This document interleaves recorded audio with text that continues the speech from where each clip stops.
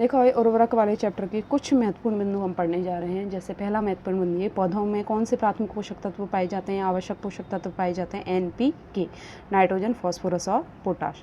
Nitrogen युक्त जो उर्वरक हैं उनमें सबसे ज़्यादा किसका उपयोग किया जाता है, यूरिया का किया जाता है, जिसमें नाइट्रोजन कितनी होती है, 46% होती है। कौन से उर्वरक मृदा को अम्लीय करते हैं, यूरिया है, अमोनियम सल्फेट है, सिंगल सुपर फास्फेट है, DAP है।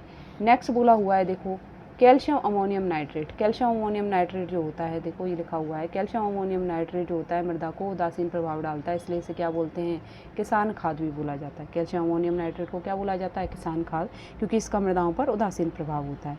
अब देखो फॉस्फोरस युक्त जो उर्वरक हैं उनमें सिंगल सुपर फॉस्फेट सबसे अच्छा माना जाता है, उसमें 16% फॉस्फोरस होता है, सब पड़ा हुआ है। DAP उर्वरक होता है, उसमें 18% तो नाइट्रोजन होता है और 46% फॉस्फोरस होता है। फॉस्फोरस को यदि आयरन और एल्यूमिनियम मतलब कि बहुत ज़्यादा अम्लीय मृदाओं में मिला दिया जाए तो जटिल यौगिकों का निर्माण हो जाते हैं, जो कि जल में अघुलनशील होते हैं। इस प्रक्रिया को फॉस्फोरस का स्थिरीकरण कहते हैं। देखो पढ़ा हुआ है पहले भी।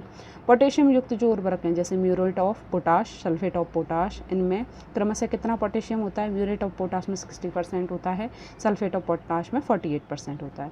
म्यूरेट ऑफ पोटाश में उपस्थित जो क्लोराइड है, ये पढ़ा था भाई हमने कि म्यूरेट ऑफ पोटाश में जो क्लोराइड आयन उपस्थित होता है वो तंबाकू, आलू, चुकंदर, चाय और कॉफ़ी की गुणवत्ता को खराब कर देता है, इसलिए इस उर्वरक का उपयोग इन फसलों में नहीं किया जाता है। इनकी जगह हम किसका यूज कर लेते हैं, सल्फेट ऑफ पोटाश का।